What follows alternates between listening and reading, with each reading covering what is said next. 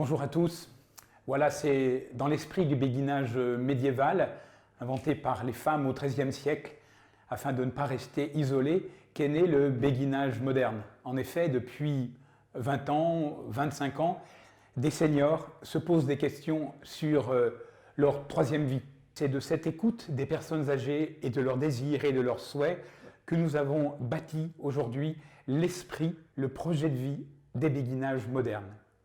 Ce projet de vie repose sur deux grands piliers. Le premier qui est de rester aux commandes de sa vie. On verra comment. Le deuxième est de rester dans une vie relationnelle, une ouverture à l'autre, à l'intérieur comme à l'extérieur du béguinage, le tout dans un esprit de bienveillance, dans un esprit d'entraide et de solidarité qui est vraiment le cœur de la vie béguinale.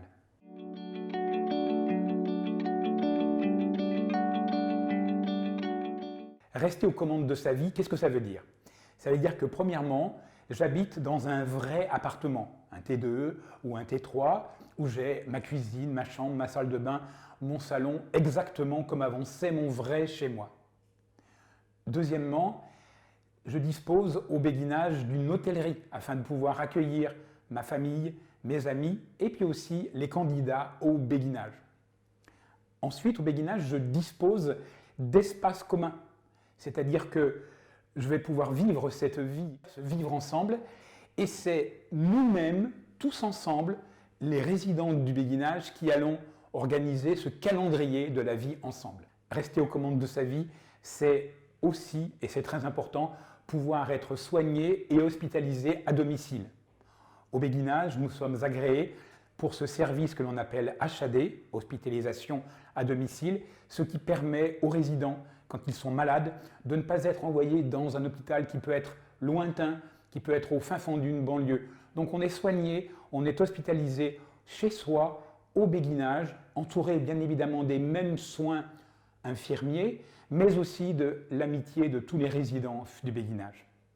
Enfin, cette qualité de vie, cet esprit de vie est exprimé par une charte de vie, qui est un engagement. Et chacun des résidents doit être en phase avec ce projet de vie. C'est très important. Voilà les conditions qui vont permettre de rester aux commandes de sa vie. Rester aux commandes de sa vie, eh bien, c'est pouvoir décider chaque jour de ce que je vais faire, les personnes que je vais voir, la nourriture que je vais manger, etc., etc. En un mot, exercer au quotidien ma capacité à choisir.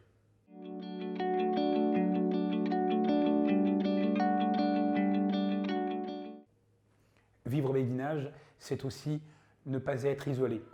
Nous savons bien que notre société va peu à peu vers une montée de l'individualisme, la disparition de la vie de village, de la vie de quartier, l'éclatement de la cellule familiale.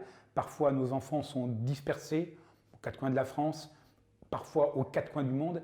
Eh bien, cela peut créer pour des personnes seules, et en particulier les personnes âgées, une société un peu anxiogène. Donc à l'âge où nos forces déclinent, où nos pas se font plus petits, et donc où notre monde relationnel s'éloigne, eh bien il faut ramener près de soi ces relations. Et cela fait partie du cœur de la vie au béguinage.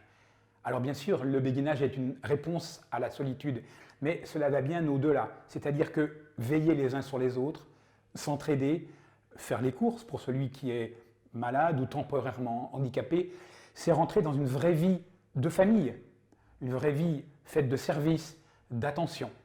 Et ceci, c'est un engagement, puisqu'on est encore une fois au cœur du projet béguinal.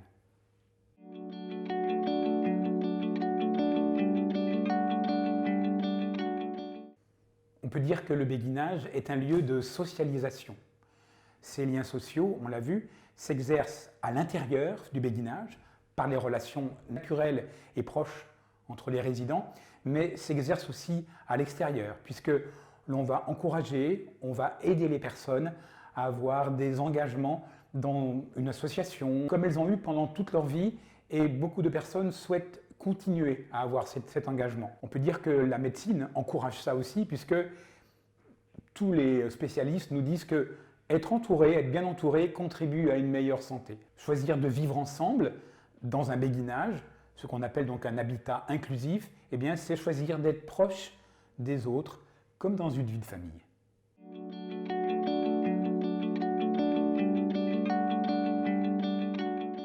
Le béguinage est donc une solution moderne, inédite et très concrète pour vivre aujourd'hui sa troisième vie. Nous savons que 9 Français sur 10 préfèrent adapter leur domicile à leur état de vie, à leur état de santé, quand ils se dégradent, plutôt que de rejoindre une maison de retraite. C'est ce que le béguinage permet, bien vieillir et faire reculer la dépendance. Pour nous résumer, en luttant contre l'isolement et la solitude, en préservant un lien social, à l'intérieur comme à l'extérieur du béguinage, en conservant le contrôle de sa vie, en rentrant dans une vraie dimension d'entraide et de solidarité, tout en pouvant être soigné et hospitalisé à domicile.